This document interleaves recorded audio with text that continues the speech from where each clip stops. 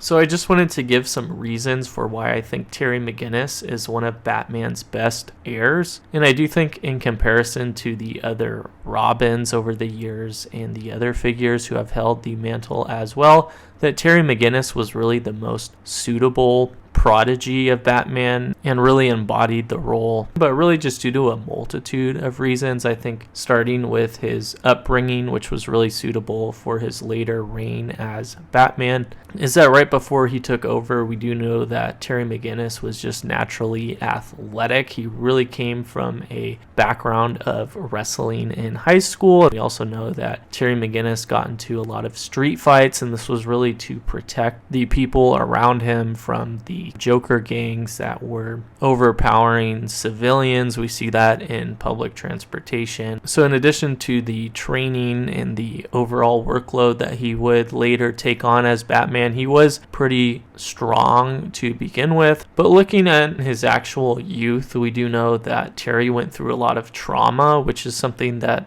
isn't necessarily a good thing in theory, but in terms of having the real drive to being Batman, we definitely know that this is something that is required for the role in a metaphorical sense, and this is definitely something that Amanda Waller alludes to later as being one of the sole requirements. But also in comparison to the Robins, I think there's a few other environmental things that were really different in comparison, and we really see this through Terry continuing to live in the same apartment that he grew up in, even after taking on the role with Batman and after becoming a partner to Bruce Wayne. He still would live with his mom and brother in comparison to the other Robins who were adopted and lived with Batman 24/7. Even though they all went to public school, I still think that this was a good difference, just to continue to give Terry a little bit different of an upbringing and to give him a little bit of a life outside of what he was doing in Wayne Manor.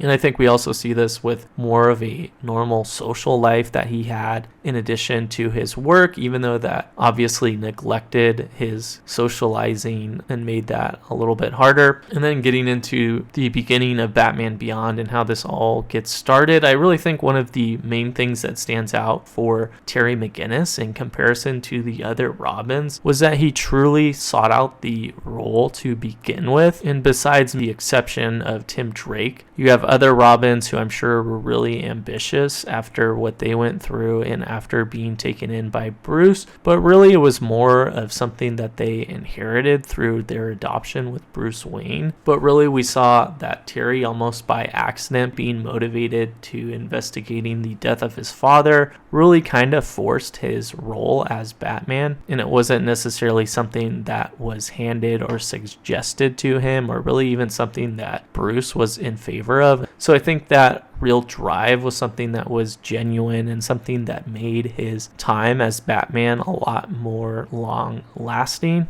And in addition to this, we also know through Amanda Waller and just through his own actions that Terry McGinnis has a lot of heart in his character in many ways. And this is something that she saw in Bruce in terms of the level of passion that he has about the role. And then I think going into where he was at in terms of when he started taking on the role was that he was more in the right age range, I would say, as opposed to the other Robins. He was 16 when he first became Batman and really started training. And I would say that this was a lot more of an appropriate age. You could maybe still make the argument that this was too young, but in comparison to where the other Robins started out, I would just say that they were a little bit too young, whether they were 10, 12, or 13 or around that age range. And really in comparison to Bruce Wayne, he himself didn't become Batman until his later 20s and 30s. And I think even looking at it from another lens, you could even argue that Terry McGinnis got a lot more experience